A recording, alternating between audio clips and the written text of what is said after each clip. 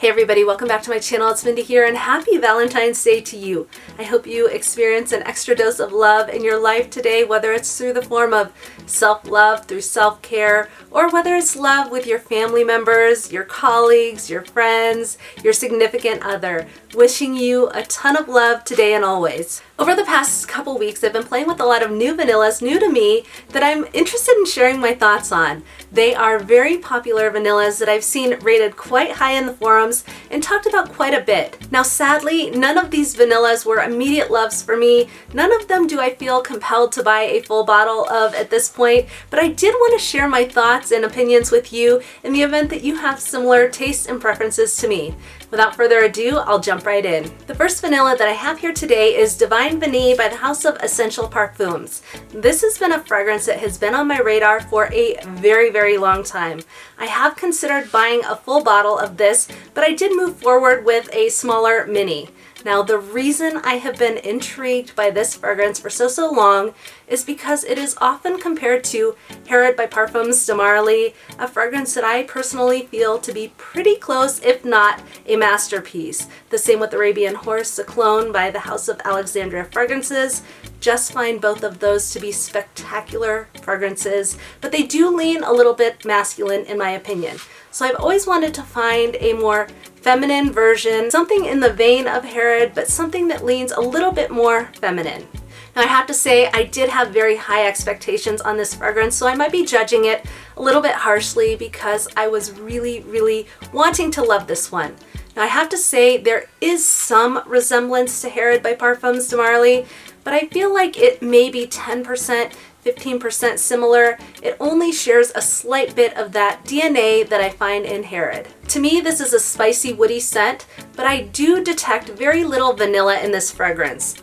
I had read reviews before I purchased this that some people thought it was like a new agey shop. They picked up a little bit of that vibe. Some people had said it smelled like a sauna. I wasn't excited about that when I purchased it, so there were mixed reviews on this one, but I do slightly pick up just a tiny bit of that, not in a bad way, but not in the way that I'd want either. A little bit of that new agey feel, a little bit of that sauna scent. When I dug into the votes of the notes that people were picking up the most in this fragrance, it seemed like it was rated vanilla, tonka bean, and benzoin being the most detected notes, but that wasn't the case for me. I am picking up on the clary sage in this fragrance, and clary sage is said to be a strong herbaceous type scent profile. For me, I'm not sure if I totally love that herbaceous vibe that I get from this fragrance. Now this is nice, I do like it, and there are times where I think I might really like it, but then on the flip side, I find that that herby vibe from this one is a little bit too overpowering for my nose, and I'm not sure I would reach for this one over other vanilla fragrances that I have in my collection. For that reason, I would probably rate this one around a 6 out of 10 for me. It's nice, but it's not full bottle worthy in my humble opinion. This is Divine Vanille by the House of Essential Parfums. The next fragrance that I have here is Silky Woods, and this is by the House of Goldfield and Banks. This is a fragrance that I've seen a bunch of people talk about in the fragrance community. It really piqued my interest on it. Now, I find it to be a dense, slightly spicy vanilla fragrance. There is a little bit of an oudy, suede nuance to it. It is classified as an amber spicy. To me, this is smooth, it's well blended, it's nice for somebody who's looking for an oud infused vanilla perfume. For me, this one flirts a little bit too much in that scent profile of Mercedes-Benz Club Black or Cassablanca by the House of Swiss Arabian. This is more vanillic than both of those perfumes in my opinion, and it has more of a dense scent profile to it, but I did find that this bears a slight resemblance to those fragrances. I have to say, this is the type of fragrance that I think at a distance I would get a whiff of, and I'd really like the sillage from it, but I have to say when I press my nose to this, there's something in it that I'm picking up from Cassablanca that I don't totally love. There's something that I find slightly off-putting in that fragrance, and while this one doesn't really have that fruitiness that is in Cassablanca, like the grapes and the apples, this is more vanillic, but it has that component that I find in Cassablanca that just didn't work out for me. I personally feel like if you want something in this vein and you have similar tastes and preferences to myself, you may prefer Mercedes-Benz Club Black to this. I do like this, but I think it's one of those fragrances that you would not want to blind buy. That would be my recommendation, because this will be something that a lot of people do like, but some people won't. This is the type of scent that makes me feel like my olfactory tastes are not refined enough, that I need to explore perfume a little bit more to fall in love with something like this. For me, I would probably rate this one around a 5 out of 10. Just didn't really work out for me. I didn't like how it smelled on my skin. This is Silky Woods by the House of Goldfield and Banks. The next fragrance that I have here is Fire at Will by the House of Jovoy Paris. And this is a departure from your traditional vanilla perfume. This one has some interesting notes in it. It has an added note of mimosa, and it also has brown sugar in it. Now, I definitely pick up the brown sugar in this fragrance, but I do find it to be toned down in comparison to another popular fragrance that has brown sugar in it. This is Kayali Vanilla 28, and I do have to say that I prefer the brown sugar in this one.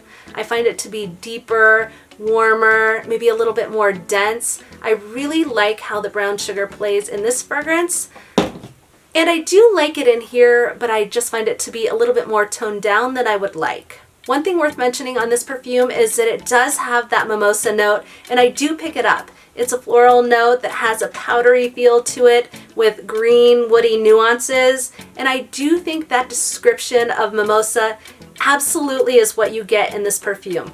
For me, the note of mimosa here doesn't really feel cohesive with the composition. I do like mimosa in fragrances, at least I feel like I do. It is in Coco Mademoiselle, and I like the brightness and a little bit of freshness that you get from Coco Mademoiselle. I'm not sure that I love the way mimosa plays in this perfume. With that all being said, I will say that I like the way this dries down on the skin. I really do tend to prefer it in that deeper dry down phase. Now, when I think about stack ranking this against other vanillas that are in my collection and where it would rank, I just don't know that this is one that I could justify buying and bringing into my collection, because I don't know that I would reach for it enough. Again, a nice fragrance. I do think that people who want a little bit of a floral component to their vanilla perfume might like this. This is Fire at Will by the House of Jovoy Paris.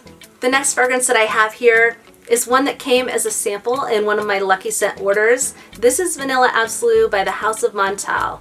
This is a fragrance that caught me a little off guard. I'm surprised by how much I like this vanilla, but I have to say it was reminiscent of a couple other vanillas that I have in my collection.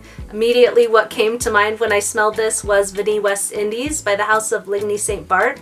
It also reminds me of Outremer Vanille, which I've often compared to Vini West Indies, as well as Solinotes Vanille. They all have sort of a very similar foundation to the vanilla scent in the fragrance. I actually do like the addition of cinnamon and cloves in this composition. It takes it a little bit beyond the decadent sweetness that's in the other fragrances that I mentioned, and it adds some balance to the scent profile that you get here. One other thing worth mentioning is that I do get that Montal-esque synthetic vibe that I get in my Chocolate Greedy fragrance. I'm curious from you guys, where do you think that synthetic vibe comes from? Is it the way Montal fragrances are packaged in that like metal bottle, or does it have to do more so with the oil composition or the alcohol composition of the fragrance? I've always wondered that myself, but that is in this fragrance. So if that bothers you, this may not be one that you would like as much as some of the other vanilla fragrances that I've mentioned before.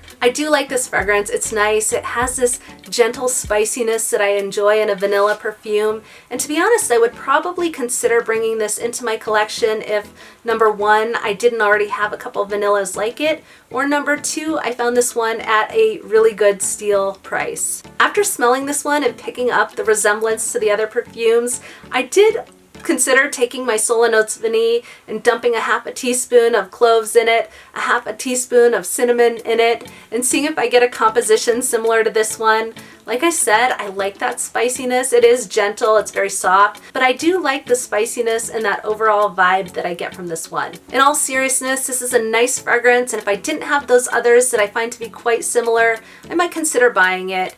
This is probably around a 7 out of 10 for me. This is Vanille Absolu by the House of Montal. Last but not least is probably my favorite of all of these that I'm reviewing. This is Vanilla Silk by the House of Gallagher Fragrances. And immediately what came to mind with this perfume when I started playing with it was another fragrance that I'm quite familiar with. That is by the Fireplace by the House of Replica.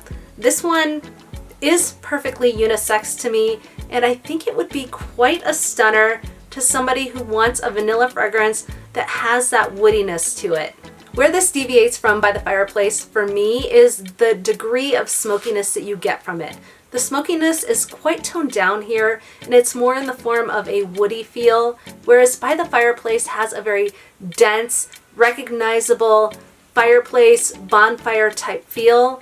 That is toned down here, so I feel like if you thought that by the Fireplace was too intense, you may like the way it's done here. To be honest, by the Fireplace leaves me craving something a little bit milder, but then when I smell this, it makes me crave something a little bit more amped up. I feel like there has to be a middle ground, and I'm not sure which one that is. Maybe they would layer together amazingly. I'd love to do a this, not that epic fragrance battle comparing these two, because I am curious which one I'd reach for over the other. They are quite similar, but I think if you want something a little bit more toned down, Vanilla Silk is going to be more in line with what you're looking for. If you like that woodiness, that smokiness amped up, I think By the Fireplace would probably be more for you. Also, one observation I'll make. I really thought I was going to fall in love with this perfume, and so I was looking to see where I could buy it before I received my sample, and it doesn't seem like this one is broadly available. So I don't know if it's a limited offering or if it's something that's only available from time to time, but I do feel like this one could be a little bit more difficult to access. Overall, I did rate this one a 7.5 out of 10. I do like that scent profile. I do like By the Fireplace. I like this one as well, but I'm just not sure, like the others I mentioned today, that I would reach for this over other vanillas in my collection. Again, this is Silky Woods by the House of Gallagher Fragrances. Alright guys, thank you so much for tuning in. As always, I truly appreciate you. If you enjoyed this video on vanilla fragrances that I've been playing with, please go ahead and give it a thumbs up and consider subscribing to my channel. Happy Valentine's Day to you. I hope it's a great day. I hope you have an amazing rest of your week. A lot to be grateful and thankful for. And until next time, I'll see you soon.